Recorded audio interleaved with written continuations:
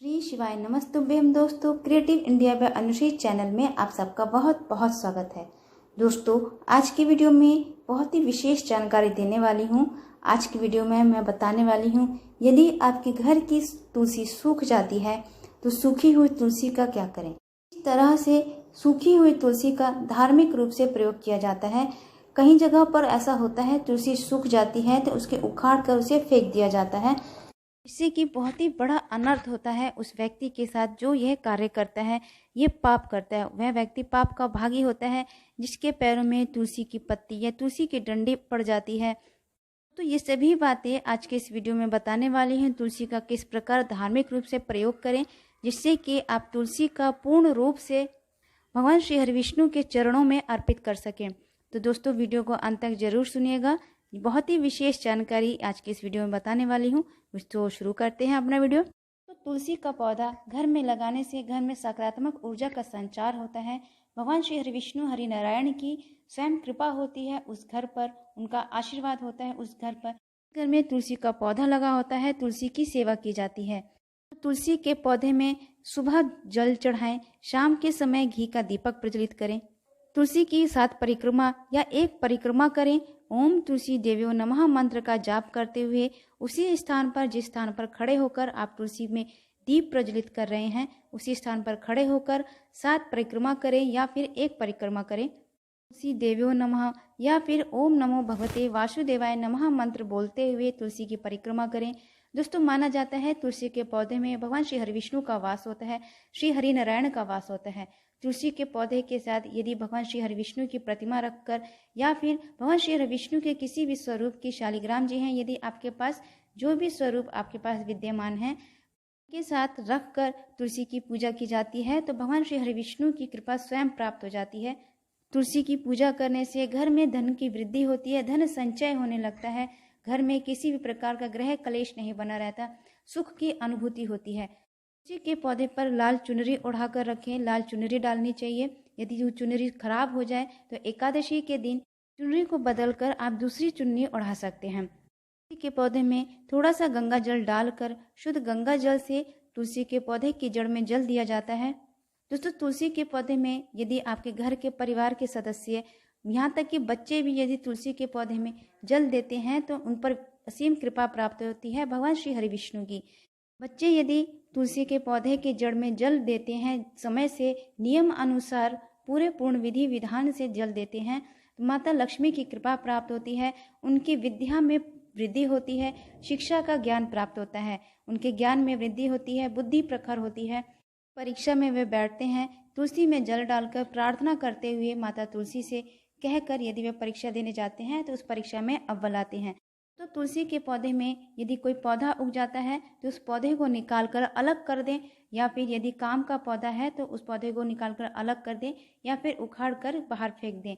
तुलसी के पौधे के आसपास साफ सफाई का विशेष ध्यान रखना चाहिए, किसी भी प्रकार की गंदगी नहीं होनी चाहिए। तुलसी के पौधे के पास ध्यान रखें, कोई जूते चप्पल ना उतारें। पुराणों में माना गया है तुलसी के पौधे के पास यदि साफ सफाई होती है तो माता लक्ष्मी की कृपा प्राप्त होती है। जहाँ साफ सफाई स्वच्छता का प्रतीक होता है वहाँ माता लक्ष्मी विद्यमान रहती हैं। घर के मुख्य द्वार पर यदि तुलसी का पौधा होता है तो किसी भी प्रकार की नकारात्मक ऊर्जा घर में प्रवेश नहीं करती है, सदा घर में सकारात्मक ऊर्जा का संचार बना रहता है, परिवार के सदस्यों में प्रेम भाव बना रहता है, दाम्पत्य जीवन सुखी होता है यदि तुलसी की सेवा पूर्ण नियम से किया जाता है। पुराणों में माना गया है तुलसी की सेवा जैसे कि भगवान श्री हरिविष्णु के द्वार खुल जाते हैं, उस व्यक्ति के लिए मोक्ष की प्राप्ति हो जाती है। जो भी व्यक्ति तुलसी की सेवा पूर्ण विधि विधान से सच्चे मन और श्रद्धा से करता है। तुलसी के पौधे में गुरुवार के दिन यदि आप थोड़ा सा हल्दी और 1 चम्मच कच्चा दूध लेकर तुलसी के जड़ में डालते हैं तो भगवान श्री हरिविष्णु की कृपा प्राप्त होती है। साथ ही ओम तुलसी देव्यो नमः या ओम नमो भगवते वासुदेवाय नमः मंत्र का जाप करते हुए 1 या 7 बार परिक्रमा करते हैं, भगवान श्री हरिविष्णु की स्वयं कृपा प्राप्त हो जाती है। उस व्यक्ति से प्रसन्न रहते हैं भगवान श्री हरिविष्णु, माता लक्ष्मी, जो तुलसी की सेवा पूर्ण विधि विधान से करते हैं। दोस्तों, अब बताती हूँ तुलसी यदि सूख जाए तो अब क्या करें।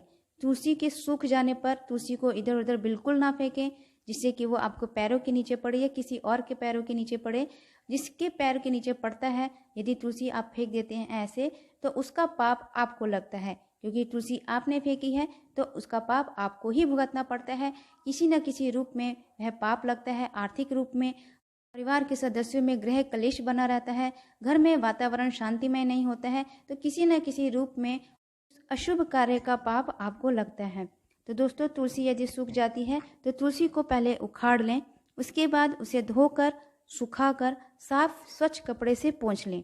उसके बाद आपको क्या करना है, तुलसी को 3 तरीके से आप धार्मिक रूप में उसका प्रयोग कर सकते हैं, जिससे कि स्वयं भगवान श्री हरिविष्णु को समर्पित कर सकते हैं।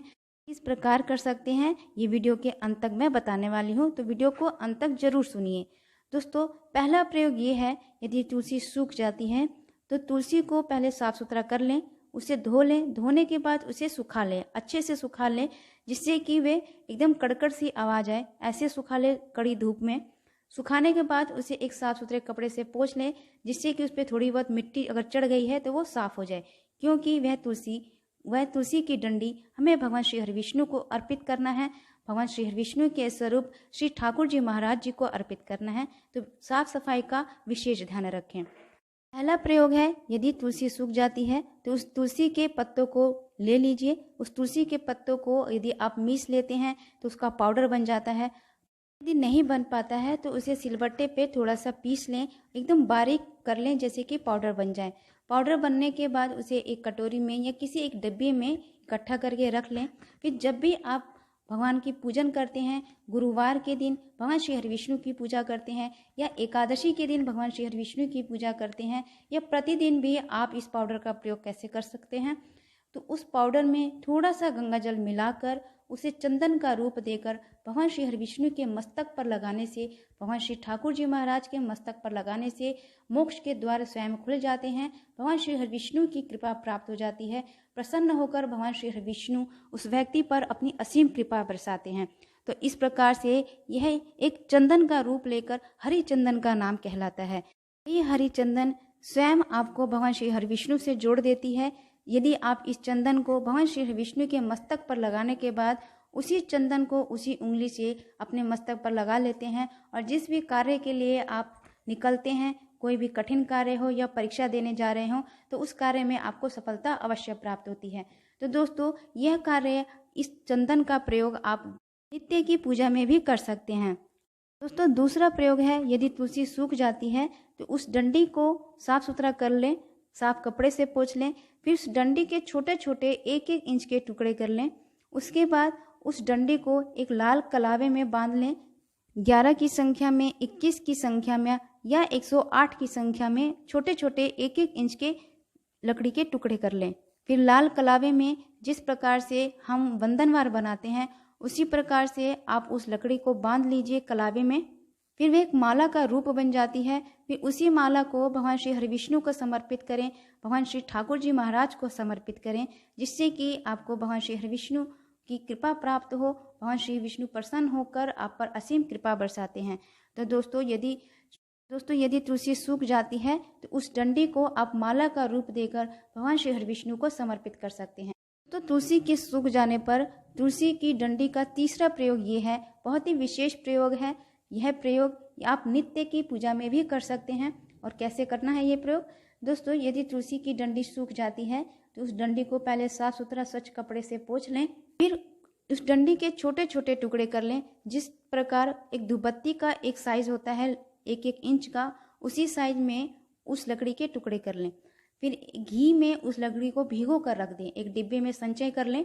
घी डालें, उस लकड़ी को उस डिब्बे में डालकर संचय कर लें। फिर जब भी आप एकादशी के दिन या गुरुवार के दिन या श्री ठाकुर जी महाराज के सम्मुख तुलसी की डंडी से भगवान श्री हरिविष्णु के सम्मुख दीप प्रज्वलित करते हैं, भगवान श्री हरिविष्णु को अति प्रसन्नता का अनुभव होता है।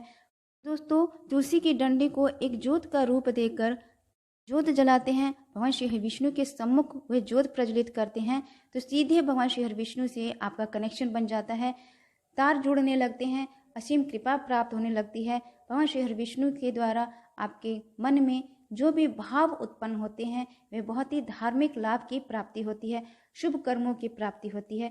जिस भी कार्य के लिए आप भगवान श्री हरि विष्णु के सम्मुख ये दीप प्रज्वलित करते हैं वह कार्य में सफलता की प्राप्ति होती है।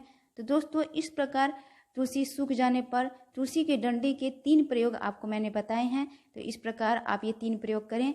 यदि तुलसी सूख जाती है, तुलसी को बिल्कुल भी बाहर ना फेंकें, उसे कबाड़े में ना फेंकें, जिससे कि आप पाप के भागी बने। तो इस प्रकार आप तुलसी का प्रयोग करें, जिससे कि आपको धार्मिक लाभ प्राप्त हो, सभी कार्यों में आपको सफलता की प्राप्ति हो। भगवान श्री हरि विष्णु माता लक्ष्मी की असीम कृपा आप पर बनी रहे, ऐसी कामना करती हूँ। तो दोस्तों, आशा करती हूँ आज का वीडियो आपको अच्छा लगा होगा, जानकारी अच्छी लगी होगी। यदि जानकारी अच्छी लगे तो चैनल को सब्सक्राइब कीजिए, लाइक कीजिए, शेयर कीजिए, बेल आइकन को जरूर प्रेस कीजिए, जिससे कि वीडियो की जो भी नोटिफिकेशन है आपको मिलती रहे। मिलते हैं अगले वीडियो।